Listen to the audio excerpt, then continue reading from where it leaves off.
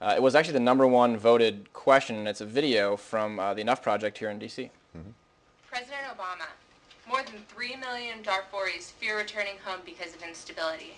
Many fear that Sudan may be on the brink of war. What will you do to galvanize the international community to ensure that widespread violence does not occur in Sudan this year?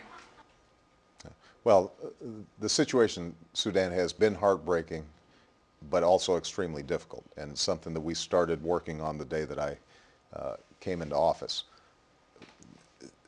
Our first task was, at that time, making sure that people who were in refugee camps in Darfur had access to basic water, food, other necessities of life. And this was after the Sudanese government in Khartoum had kicked out a whole bunch of non-governmental organizations that were providing assistance there. We were able to get that assistance back in to help at least initially stabilize the situation. The next step in the challenge is to broker a lasting peace agreement between rebels who are still in the Darfur region and this government. And I've got a special envoy who has been very active in trying to bring together the international community to get that deal brokered. Part of what makes it complicated is you also have a conflict historically between northern Sudan and southern Sudan.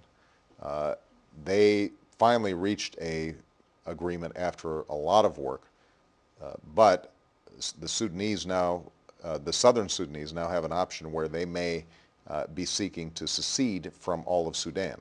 That's another potential conflict that could create additional millions of refugees.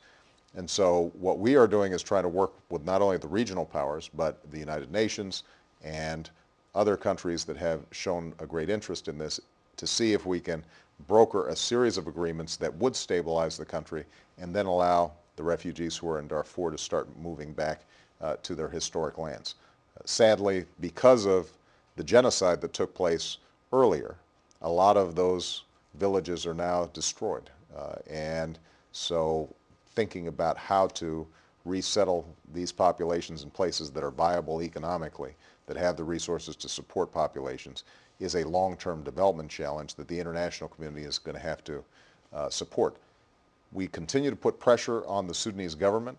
If they are not cooperative in these efforts, then it is going to be appropriate for us to conclude that engagement doesn't work, and we're going to have to apply additional pressure on Sudan in order to achieve our objectives. But my hope is that we can broker agreements with all the parties involved to deal with what has been an enormous human tragedy in that region.